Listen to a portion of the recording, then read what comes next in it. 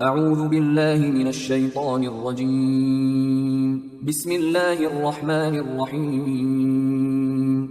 سورہ توبہ آیات نمبر 37 تا 42 میں جنگ میں حرمت والے مہینوں کا احترام کرنے کی تاکید جو ابراہیم علیہ السلام کی یادگار ہیں۔ منافقین کو جہاد سے فرار اختیار کرنے پر وعید۔ اللہ ہمیشہ اپنے رسول کی مدد فرمائے گا۔ مسلمانوں کو ہر حال میں اپنی جان اور مال سے جہاد کرنے کی تاکید۔ اعوذ باللہ من الشیطان الرجیم۔ انما النسیء زیادۃ فی الکفر يضل به الذين كفروا يحلونه عاما ويحرمونه عاما ليواطئوا عدة ما حرم الله فيحلوا ما حرم الله۔ حرمت والے مہینوں کو آگے پیچھے ہٹا دینا کفر میں اضافہ ہے، جس سے یہ کافر لوگ گمراہی میں مبتلا کیے جاتے ہیں کہ وہ ایک سال حرام مہینے کو حلال کر لیتے ہیں اور کسی سال اسے حرمت والا قرار دے ڈالتے ہیں، تاکہ جن مہینوں کو اللہ نے حرمت والا قرار دیا ہے ان کی گنتی پوری کر لیں، پھر جو مہینے اللہ نے حرام قرار دیے ہیں انہیں حلال کر لیتے ہیں۔ زین لهم سوء اعمالهم، ان کے برے اعمال ان کے لیے خوشنما بنا دیے گئے ہیں۔ واللہ لا يهدی القوم الکافرین، اور اللہ ایسے منکرین حق کو ہدایت کی توفیق نہیں دیا کرتا۔ قریش مکہ جنگ و جدل اور خون کے انتقام لینے کی خاطر کسی حرام مہینے کو حلال قرار دے لیتے تھے اور اس کے بدلے میں کسی حلال مہینے کو حرام کر کے حرام مہینوں کی تعداد پوری کر دیتے تھے۔ دوسری صورت یہ تھی کہ قمری سال کو شمسی سال کے مطابق کرنے کے لیے اس میں کبیسہ کا ایک مہینہ بڑھا دیتے تھے تاکہ حج ہمیشہ ایک ہی موسم میں آتا رہے اور وہ ان زحمتوں سے بچ جائیں جو قمری حساب کے مطابق مختلف موسموں میں حج کے گردش کرتے رہنے سے پیش آتی ہیں۔ یا ایہا الذین آمنوا ما لکم اذا قیل لکم انفروا فی سبیل اللہ اثاقلتم الى الارض۔ اے ایمان والو، تمہیں کیا ہو گیا ہے کہ جب تم سے کہا جاتا ہے کہ چلو اللہ کی راہ میں جہاد کے لیے باہر نکلو تو تمہارے قدم زمین سے چمٹ جاتے ہیں۔ پس منظر میں سن 9 ہجری کے دوران غزوہ تبوک ہے، جب موسم بھی شدید گرمی کا تھا، فصل کے پکنے اور کٹنے کا زمانہ بھی قریب تھا اور سفر بھی خاصا دور دراز کا تھا۔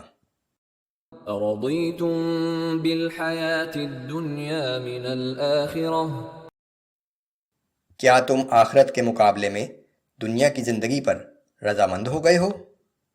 فما متاع الحیاة الدنیا فی الآخرة الا قلیل، دنیا کی زندگی کے فائدے تو آخرت کے مقابلے میں بہت ہی کم ہیں۔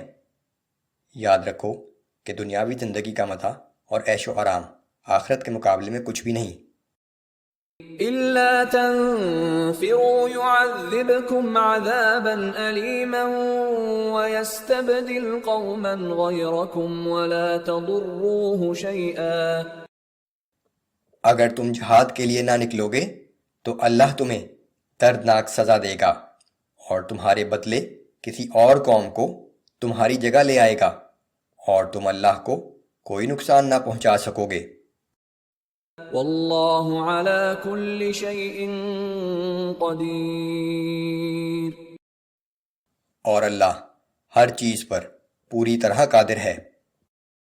إلا تنصروه فقد نصره الله إذ أخرجه الذين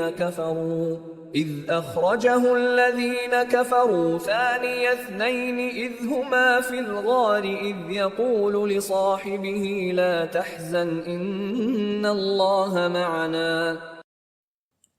اگر تم لوگ اللہ کے رسول کی مدد نہ کرو گے تو یاد رکھو کہ اللہ نے تو اپنے رسول کی اس نازک وقت بھی مدد کی تھی جب کافروں نے انہیں اس حال میں گھر سے نکالا تھا کہ فقط ایک آدمی ان کے ساتھ تھا، اور جب یہ دونوں غار میں تھے، اس وقت پیغمبر صلی اللہ علیہ وآلہ وسلم نے اپنے ساتھی سے کہا کہ کچھ غم نہ کرو، یقیناً اللہ ہمارے ساتھ ہے۔